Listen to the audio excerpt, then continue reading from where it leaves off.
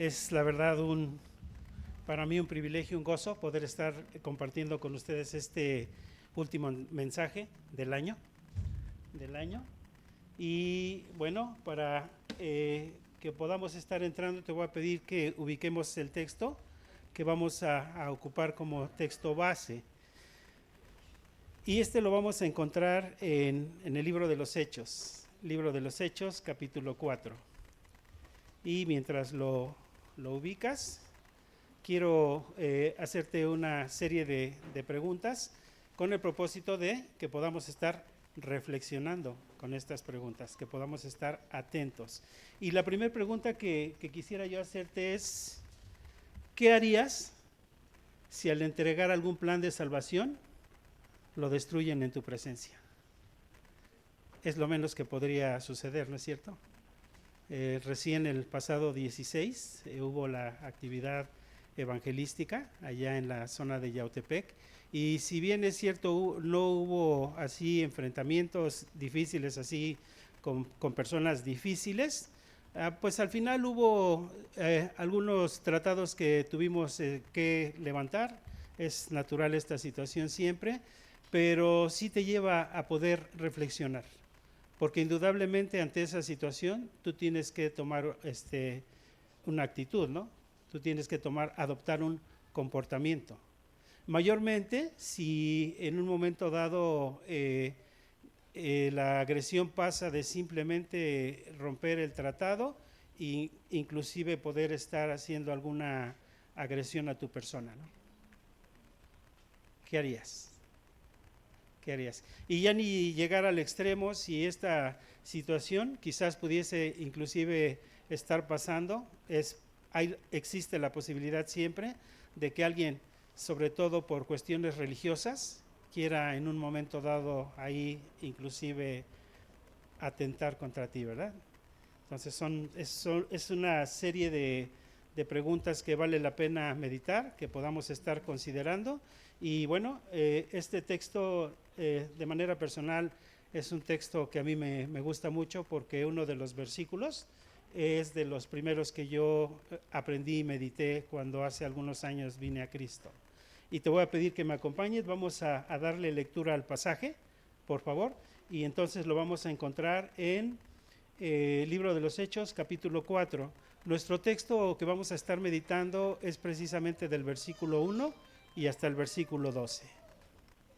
Y entonces dice la palabra del Señor: hablando ellos al pueblo, vinieron sobre ellos los sacerdotes con el jefe de la guardia del templo y los saduceos, resentidos de que enseñasen al pueblo y anunciasen en Jesús la resurrección de entre los muertos. Y les echaron mano y los pusieron en la cárcel hasta el día siguiente, porque era ya tarde. Pero muchos de los que habían oído la palabra creyeron, y el número de los varones era como 5,000. Aconteció al día siguiente que se reunieron en Jerusalén los gobernantes, los ancianos y los escribas, y el sumo sacerdote Anás y Caifás, y Juan y Alejandro, y todos los que eran de la familia de los sumos sacerdotes. Poniéndoles en medio les preguntaron: ¿con qué potestad o en qué nombre habéis hecho vosotros esto? Entonces Pedro, lleno del Espíritu Santo, les dijo: gobernantes del pueblo y ancianos de Israel, puesto que hoy se nos interroga acerca del beneficio hecho a un hombre enfermo, de qué manera éste haya sido sanado, sea notorio a todos vosotros y a todo el pueblo de Israel que en el nombre de Jesucristo de Nazaret, a quien vosotros crucificasteis y a quien Dios resucitó de los muertos, por él este hombre está en vuestra presencia sano. Este Jesús es la piedra reprobada por vosotros, los edificadores, la cual ha venido a ser cabeza del ángulo. Versículo 12. Y en ningún otro hay salvación, porque no hay otro nombre bajo el cielo dado a los hombres en que podamos ser salvos. Oremos, hermanos. Padre Santo, te alabamos y te damos gracias por la bendición que nos das de poder estar meditando en esta porción de tu palabra. Dios, te pedimos que nos permitas estar atentos, receptivos a lo que tú nos has de mostrar, Señor, lo que tú quieres que podamos estar aprendiendo, aplicaciones prácticas para nuestro diario vivir, Señor, y que a través de ello tu nombre sea glorificado. Te pido que sea tu palabra la que escuchemos, Señor, a través de la Escritura, Señor, y que esto nos lleve completamente a continuar siendo fortalecidos, continuar siendo edificados, Señor, y que podamos estar animados a que así como el pasado día 16 tuvimos esa actividad, no sea algo aislado, sino que sea algo que nuestra iglesia empiece a ser movida, Señor, individualmente y aún a nivel del cuerpo, Señor. Te damos gracias por ello, pues te lo pedimos en Cristo Jesús. Amén. Y bueno, una ocasión que ya hemos leído nuestro texto base, te voy a compartir, te voy a comentar brevemente el contexto, porque obviamente aquí llegamos a una escena, pero previo a esto hay algo que ha sucedido y es importante que nosotros lo consideremos. Y para esto tenemos que considerar el contexto del capítulo 3. ¿Recuerdas? El capítulo 3. Es un pasaje que conocemos, que venimos constantemente a él y no es necesario que lo leamos. Brevemente te voy a dar la reseña del contexto de este capítulo y es justo en el momento que llegaban Pedro y Juan al templo. ¿Recuerdas? La crónica ahí refiere precisamente que llegaban a la hora la novena y hace referencia a que era la de la oración, ¿verdad? Entonces, en este espacio era colocado cada día una persona que tenía una característica, y esa característica es que él era lisiado de las piernas, ¿verdad? Era cojo y tenía bastante edad y era una persona que todo mundo conocía, porque era costumbre que lo colocaban ahí y era colocado en ese lugar con el propósito de pedir limosna, ¿verdad? De pedir ahí sustento. Entonces, justo en esta escena llegan Pedro, llegan Juan, y en el momento que ellos van pasando, la persona pues les pide ese apoyo, ¿verdad? Y entonces Pedro, observándolo, le dice, míranos, captando su atención, le dice, míranos. Y entonces él queda mirando, pero así como él queda mirando, él continúa completamente expectante a recibir algo de ellos, ¿verdad? Y entonces en este momento, Pedro expresa, no tengo plata ni oro, pero lo que tengo te doy. En el nombre de Jesucristo, levántate, ¿verdad? Y entonces nos da detalles que lo levantan de la mano derecha, lo levanta y en el momento que lo levanta sus piernas se afirman y sus tobillos, y hace referencia el contexto que brincaba, entra juntamente con ellos al templo y dice también que alababa a Dios, ¿verdad? Entonces dice también que alababa a Dios y de esa manera, bueno, encontramos ya lo que es el contexto, entramos a la escena siguiente y es precisamente el momento en que llegamos al versículo 1, Hechos 4:1. Pero hay algo que tenemos que observar, ¿verdad? Porque este es el libro de los Hechos, libro posterior a lo que son los evangelios. Y ahí en el evangelio recordando cómo era el comportamiento del apóstol Pedro, ¿verdad? ¿Algún recuerdo que tengamos de Pedro antes de llegar al Señor? Impulsivo, arrebatado, arrogante. En alguna de las crónicas encontramos precisamente también que inclusive cortó la oreja de Malco, ¿verdad? En alguno de los pasajes. Entonces, no perdamos de vista esa perspectiva, porque obviamente este texto tiene mucho que ofrecernos, tiene mucho que enseñarnos, porque precisamente ese Pedro del que estamos haciendo memoria, aquí refiere la manera en que Dios lo usó grandemente para sus propósitos. Como Dios hoy día puede usarte a ti y a mí para sus propósitos de la misma manera. Pero vengamos directamente a lo que el texto nos muestra. Entonces dice, vamos a ir rápidamente, Hechos 4:1, hablando ellos al pueblo, vinieron sobre ellos los sacerdotes con el jefe de la guardia del templo, dice, y los saduceos. Entonces, primeramente es el pueblo, ¿verdad? Ahora encontramos ya un grupo adicional, estamos en otro momento precisamente del contexto, y entonces dice, vienen sobre ellos sacerdotes, jefe de la guardia y los saduceos. Sacerdote, bueno, tú y yo sabemos por el constante estudio que el sacerdote era quien ofrecía, ¿verdad? Sacrificios y ofrendas, y etcétera, y todo era ofrecido conforme a la ley de Moisés, ¿verdad? Jefe de la guardia, el jefe de la guardia solo tenía la responsabilidad de mantener el orden, en este caso práctico, dentro del templo. Pero aparece un grupo y dice los saduceos. ¿Quiénes eran los saduceos? Y en este caso, bueno, podemos encontrar que los saduceos eran precisamente familiares del sumo sacerdote o de los sacerdotes directamente tomados de ahí, de alto nivel. Ese escenario, sin lugar a dudas, no es muy diferente al que vemos hoy día, ¿verdad? Porque entre otras cosas, sí son cuestiones religiosas, es cuestión religiosa lo que se maneja, pero en este caso práctico con los saduceos también tenía cierta relación con lo que implicaban las cuestiones políticas, porque entre otras cosas tenían completamente relación con los políticos, con los gobernantes, en este caso práctico romanos.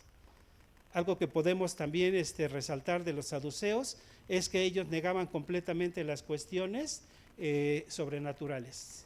Ellos negaban completamente la posibilidad de la resurrección, en el caso práctico del Señor Jesucristo, ¿verdad?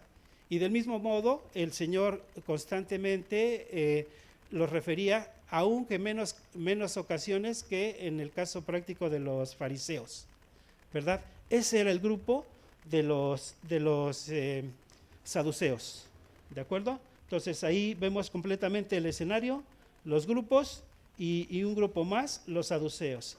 Y entonces, capítulo 4, versículo 2, empezamos a ver completamente lo que implicaba el conflicto, ¿verdad? Dice versículo 2, resentidos, dice la palabra, de que enseñasen al pueblo y anunciasen en Jesús la resurrección de entre los muertos, dice, y les echaron mano y les pusieron en la cárcel hasta el día siguiente, porque era ya tarde. Pero muchos de los que habían oído la palabra creyeron, y el número de los varones era como 5,000.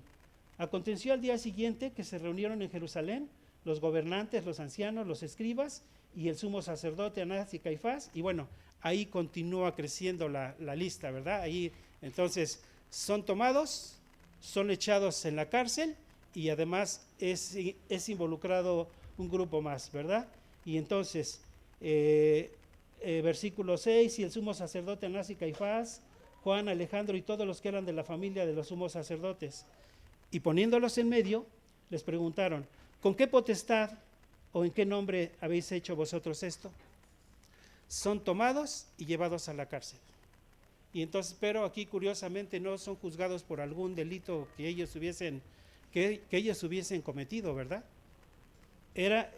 Son cuestionados precisamente por la sanidad que habían llevado a cabo, por el milagro de sanidad que que el Señor había llevado a través de ellos. Es algo que debemos considerar completamente, porque independientemente de las acciones de Pedro y de Juan, quien está aquí en completa operación es Dios, y está completamente en operación con propósitos definidos.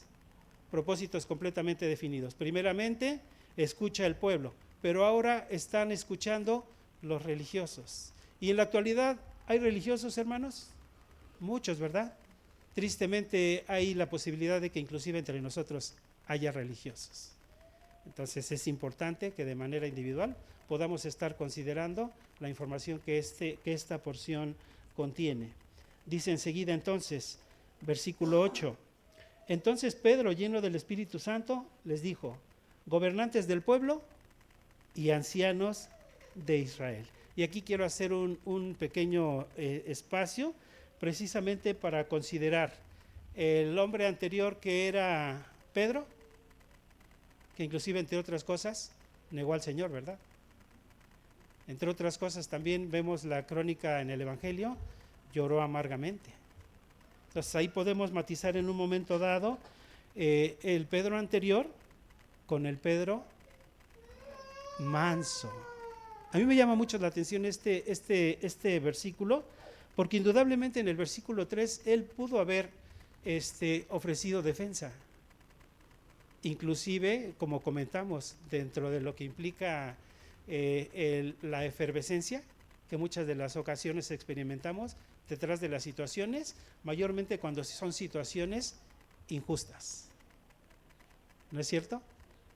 Y entonces ahí empieza tu estómago y empieza tu efervescencia y ya ni qué comentar en cuanto a lo que es tu posición, ¿verdad? Me llama mucho la atención y es un punto que quisiera que pudiéramos estar marcando, porque esto indudablemente debe llevarnos a estar experimentando una aplicación práctica a nuestras vidas, una aplicación práctica a ti y a mí. Dice entonces Pedro, lleno del Espíritu Santo, les dijo a los gobernantes del pueblo y ancianos de Israel. Entonces, primera característica, la mansedumbre, ¿verdad? La mansedumbre de Pedro. Mansedumbre, ¿qué quiere decir mansedumbre? Vamos a manejarlo de esta manera, porque indudablemente una era el modo en que Pedro se comportaba antes de Cristo y la manera en que Pedro es después de Cristo, ¿verdad? Y recuerdas que cuando venimos a Cristo, ¿recuerdas ese momento en que tú te encuentras directamente? El Señor hace manifiesta tu condición delante de Él, te muestra y entiendes el efecto del pecado en tu vida, ¿verdad? Y entonces empieza el Señor a trabajar y empieza el Señor a obrar allí en ti. Empieza Él a obrar en nosotros. Y entonces es el manso. Y quiero resumir esto brevemente. La mansedumbre es renunciar al egocentrismo, es renunciar a ti y colocar al Señor Jesús como Señor de tu vida. Eso implica la mansedumbre.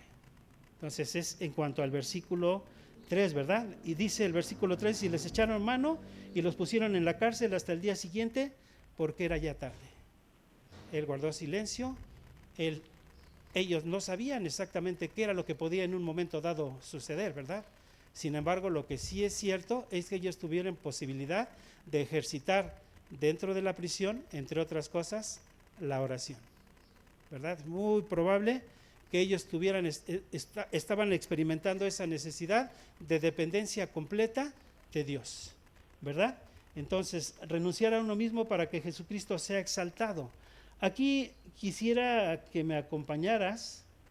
Vamos a ubicar un texto paralelo. Ahí deja un separador, por favor. Y quiero que me acompañes a Primera de Pedro 3, por favor.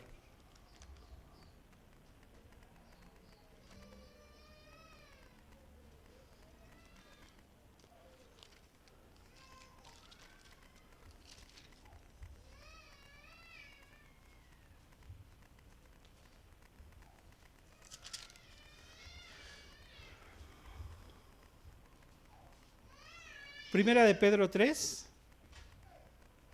versículos 14 y 15, en el cual vamos a observar precisamente la mansedumbre en operación. Dice entonces, Primera de Pedro 3:14, ¿ya llegamos todos? Mas también, si alguna cosa padecéis por causa de la justicia, ¿qué dice la palabra, hermanos? Bienaventurados sois, por tanto, no os amedrentéis por temor de ellos, ni os conturbéis, sino santificad a Dios el Señor en vuestro corazón y estad siempre, dice, preparados para presentar defensa con mansedumbre y reverencia ante todo el que os demande razón de la esperanza que hay en vosotros, ¿verdad? Ahí atentos para si hay necesidad de presentar defensa de una manera adecuada con mansedumbre. La mansedumbre indudablemente, como te comparto, es cuando tú ya renunciaste a tu egocentrismo y has decidido colocar a Cristo como el centro de tu vida, ¿verdad?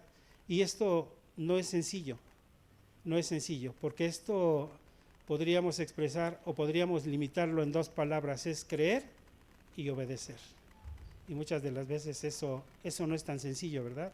Eso es complicado, es creer, aunque muchas de las veces no entendamos lo que Dios está haciendo, pero su palabra encamina, dirige nuestros pasos y por consecuencia sabemos que Él sabe qué es lo mejor para nosotros, ¿verdad? Mansedumbre. Entonces el texto nos muestra el paralelo, mansedumbre. ¿De acuerdo, hermanos? Para encontrar una aplicación práctica para tu vida y para la mía, algo que está completamente fresco, y yo sé que lo vamos a identificar rápidamente, porque algunos recién tomamos el estudio de matrimonio, ¿no es cierto? Igual también tomamos el estudio de tratando los problemas con los hijos, y algunos otros están teniendo la bendición en este tiempo de poder estar participando o considerando. Entonces esto nos lleva indudablemente al campo de acción. Un espacio de campo de acción que nosotros pudiéramos tener, ¿dónde lo tenemos, hermanos? En la casa, hermanos, en la casa. Y entonces, bueno, la aplicación práctica sería en casa. ¿Cómo le contestas a tu esposa? Y en la iglesia, ante una diferencia que casi de estas no hay. Llegaste y pusiste tu bolsa en algún espacio de la iglesia y alguien deliberadamente llega un poquito acelerado y quita tu bolsa y la toma. ¿Y cómo tomas esta situación? Con toda tranquilidad, ¿verdad? Le ofreces el lugar, adelante. Y uno más, hermanos, uno más, con algún compañero de ministerio, cuando llega a haber desavenencias. ¿Cómo debemos responder? Con mansedumbre, ¿verdad? Ya has entregado tu vida a Cristo, ya demostramos la manera en que podemos comportarnos sin Cristo, pero también podemos ver lo que nuestro Dios hace a través de su Santo Espíritu en nuestras vidas y a través de encaminar nuestros pasos a través de su palabra. Quisiera ahí que volviéramos nuevamente a nuestro texto base, Hechos 4. Y continuando es el versículo 8. Entonces Pedro, ¿cómo dice la palabra, hermanos? Dice entonces Pedro, lleno del Espíritu Santo, dice, ¿qué dice el texto, hermanos?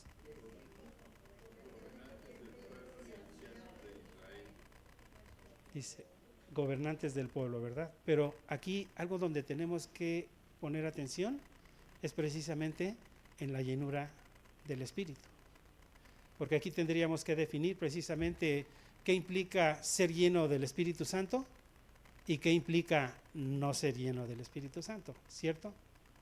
Y ser lleno del Espíritu Santo implica el control del Espíritu, ¿verdad? Ya no más tienes tú el control. Ahora quien tiene el control es el Espíritu Santo.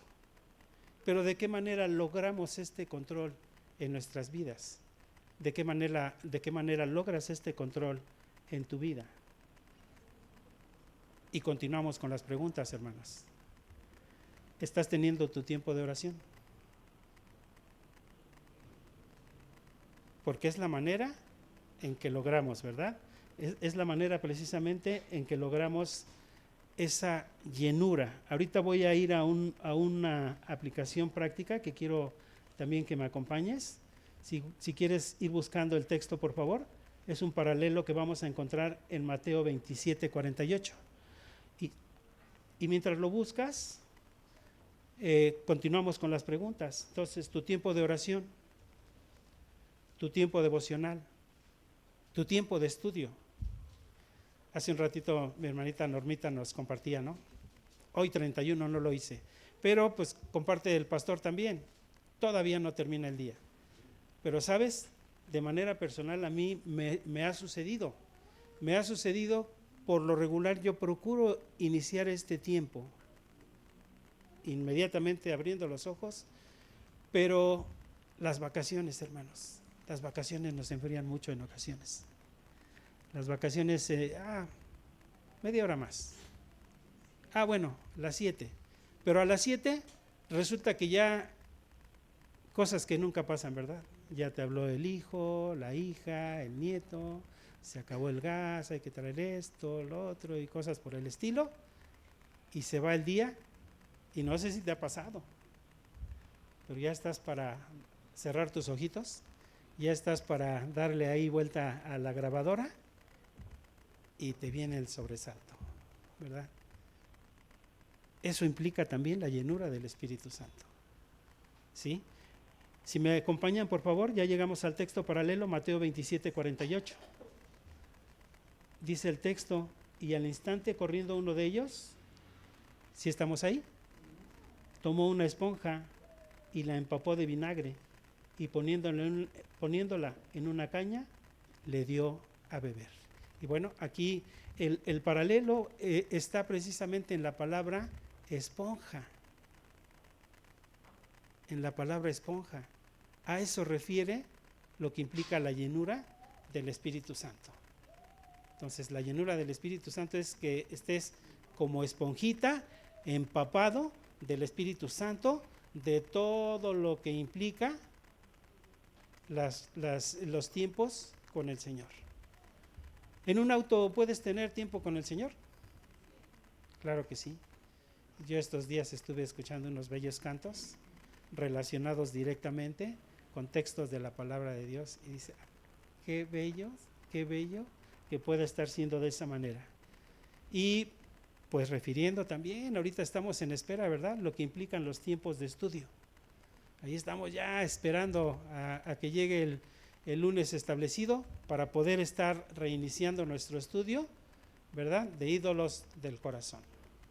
O que llegue el jueves para poder estar teniendo el tiempo de damas, que aún para nosotros es toda una bendición, porque mientras Alice está ahí, estoy yo escuchando también y también aprendemos. Y seguimos orando porque como varones también llegue el momento en que de nueva cuenta podamos estar teniendo esos tiempos. Eso implica la llenura del Espíritu Santo. Entonces, y continuamos adelante. Entonces, en cuanto a lo que Pedro refiere, solo esos dos puntos, ¿verdad? Lo que implica la mansedumbre, pero también lo que implica la llenura del Espíritu Santo. Continúa entonces, y continúa la crónica, dice Hechos 4:9, y dice la narración. Volvamos nuevamente a nuestro texto. Y entonces, ahí llegamos a un momento diferente, ¿verdad? Son colocados en la cárcel porque ya era tarde, se reúne otro grupo más, los sacan y ahora sí, con toda la fuerza de lo que esto implica, ¿verdad? Porque indudablemente comparten los estudiosos que prácticamente estaban nada más y nada menos con todo el Sanedrín. No solo cuestiones religiosas, mayormente, inclusive también cuestiones políticas, a las cuales definitivamente no vamos a entrar, pero sí es importante que podamos estar atentos en este texto, en lo que resta de este texto, de la obra de Dios, ¿verdad? Porque si alguien se la sabía de todas en cuanto a la ley de Moisés, pues eran los fariseos, ¿no?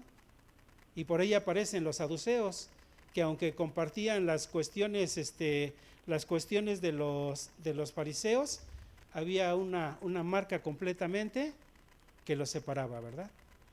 Pero finalmente todos estaban ahí. ¿Y qué era lo que iba a suceder enseguida? Vayamos a la crónica. Dice Hechos 4:9. ¿Y quién está hablando aquí, hermanos? Pedro, ¿verdad? Puesto que hoy se nos interroga acerca del beneficio hecho a un hombre enfermo, de qué manera éste haya sido sanado, sea notorio a todos vosotros y a todo el pueblo. Aquí incluye a toda la fuerza que estaba ahí y a todo el pueblo que ya había escuchado. ¿Recuerdas del pueblo más o menos cuántos habían escuchado? 5,000, ¿verdad? Y dice, y muchos, dice, creyeron.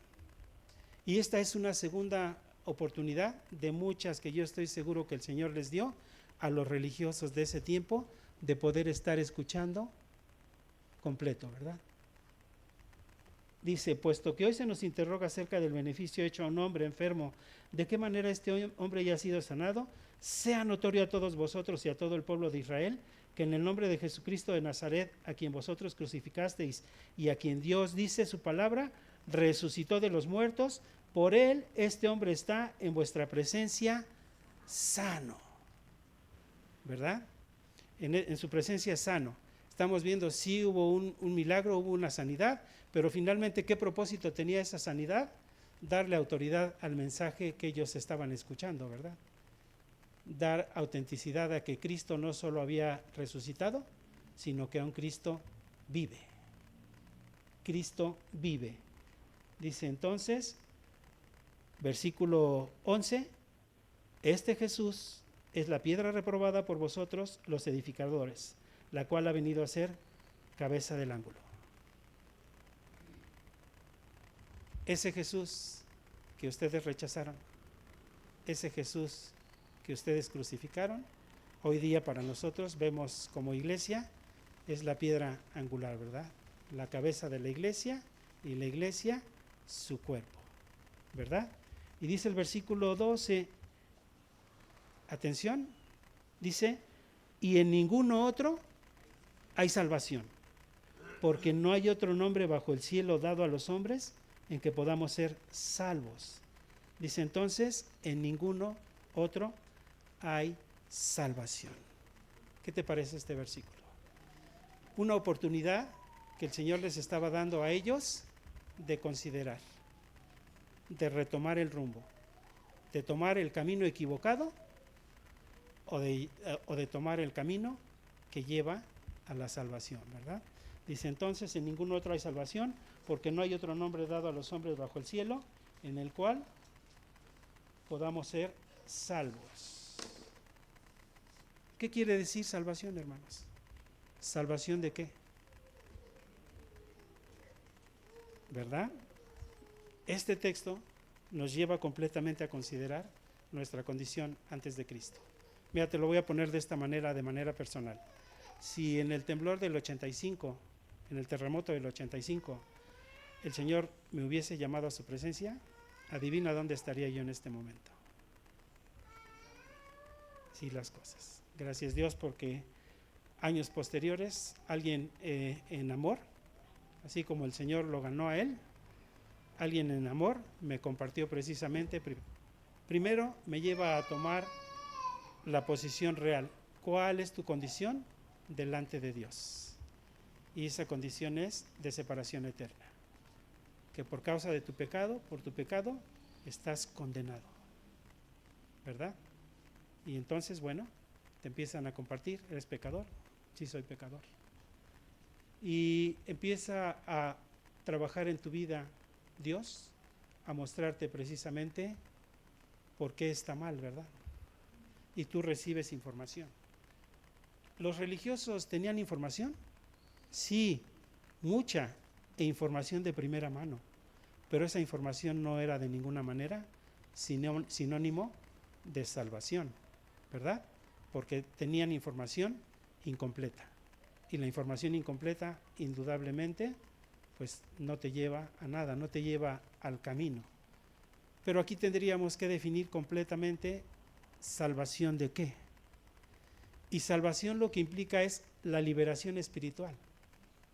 Es liberación espiritual y eterna. Es no solo para este lugar, sino por la eternidad. Tiene efectos eternos, ¿verdad? Y también es concedida inmediatamente por Dios a aquellos que aceptan sus condiciones, porque lo que refiere este texto es precisamente los términos de Dios, Y el versículo 12 termina de una manera, hermanos, que la verdad es que experimentas ganas de doblar tu rodilla y decirle, Dios, gracias. Gracias porque podía haber estado en cualquier otra cosa. Pero sabes, son textos que te muestran completamente que el camino que estás siguiendo, aunque muchas de las veces no entiendas el por qué, es el camino que conduce a la presencia de nuestro Dios. Y obviamente las vidas, la consecuencia diaria de la llenura del Espíritu Santo, te da testimonio, ¿verdad? Dice entonces, salvación, liberación espiritual y eterna, concedida inmediatamente por Dios a aquellos que aceptan sus condiciones de arrepentimiento y fe. Arrepentimiento y fe, ¿en qué? En el Señor Jesucristo, en quien únicamente se puede obtener. No hay más. ¿Es en Jesucristo o es en Jesucristo? ¿De acuerdo? Entonces, sobresaliente, ¿qué puntos podemos estar aprendiendo de ese hombre que era igualmente de carne y hueso como tú y como yo, que era carnal exactamente como tú y como yo? Y cuando vienes a estos textos y cuando vienes a la realidad de lo que implica la llenura y el estar completamente empapado, y que más se presenta la situación en la que inmediatamente ahí,